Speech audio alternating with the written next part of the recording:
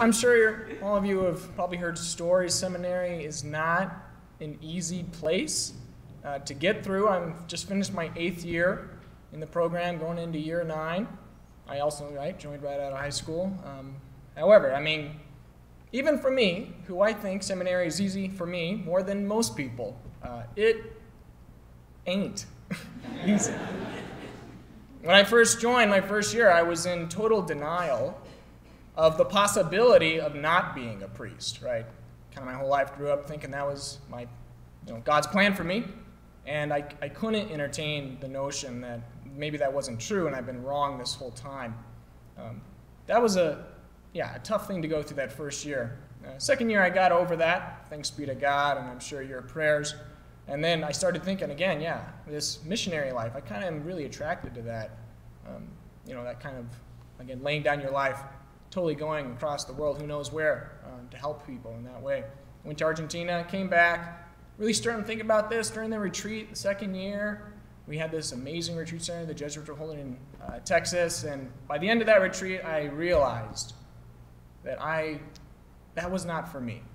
My heart resonates with our culture, right? The society of America that we live in. I have recognized more and more that culture of death is growing stronger in our culture, and my heart is in combating that culture. And that is why I came back to the notion of the diocesan priesthood, and not missionary life, outside the United States, but for our culture. That I want to save souls through the grace of God from the horrible, horrible, anti-human, philosophies and ideologies that are just eating people up right now, right? So that was second year, revelation, Third year, I went to the University of Dallas. The other guys can tell you, that is a very difficult school. I'm a good student. I like to brag. I'm pretty smart. But that was hard, very difficult. And the thing that got me through was the St. Margaret Mary Alaquae, the Sacred Heart of Jesus devotion, right? The Sacred Heart of Jesus, I place all my trust in you. Even though I didn't have any real problems at seminary, that was my thing that got me over whatever holdups I had. And by the end of it, I could not have been more thankful for the education and information that I received at Holy Trinity Seminary, and the other guys can tell you the same, at the University of Dallas. We stopped sending there. Maybe it was because it's very expensive, so if you guys up your game, we might be able to get back.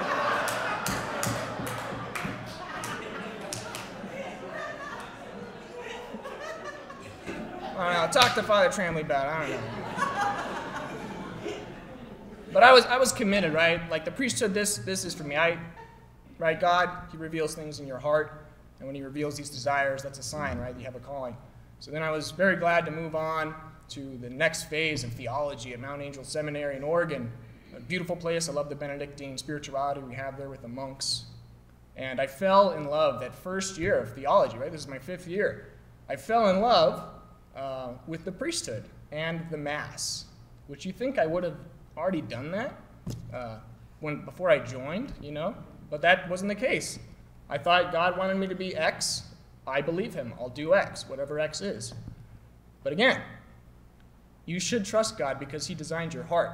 And I realized that it was there the whole time. Someone just kind of had to show it to me, that I love the priesthood and I love the liturgy and the Mass. Things got more difficult as the years went on. This past year was extremely difficult for me, more than any other year. Maybe all the years combined in different ways for a variety of reasons. And I realized for the first time how powerful the prayers that I receive from this diocese. Right? We get a lot of letters of seminarians throughout the year. A lot of groups send us letters. And I always didn't like getting those letters because it meant I had to write a thank you card, and I was really not virtuous in that regard. But this past year, it really hit me how, again, powerful and how much that means to receive constantly people I've never met and never will meet who are praying for me. And this year was very difficult, and yeah, I can say with confidence that it was the prayers that got me through. I have grown incredibly deeper into my relationship with Jesus Christ in the Eucharist. He's drawn me to that, right? And my love for Our Lady as well has deeply increased in the past year, right? And this is why, right, God lets us endure very difficult times so that we grow, right? And I've grown a lot, and I've really appreciated the prayers that got me through that. So thank you very much. Also, if you just kind of look back at that little story there, you will see that there was never a problem with money. That was never one of my challenges. Thank you. There's enough problems at seminary. You don't have to want to deal with that kind of thing. My mother is here. Thank you so much, right? The diocese does not pay for the first 4 years of college. My parents, thank you so much for that. I did not have to have that kind of pressure. And then the rest of you picked it up when I entered theology. And one more year, God willing, I'm going to need those prayers for real. You know, the devil comes hard before the opposite of the calm before the storm, I guess. I don't know. But I'll see you in adoration, right? We are the body of Christ. When we are adoring the body of Christ, we are there with each other. Thank you.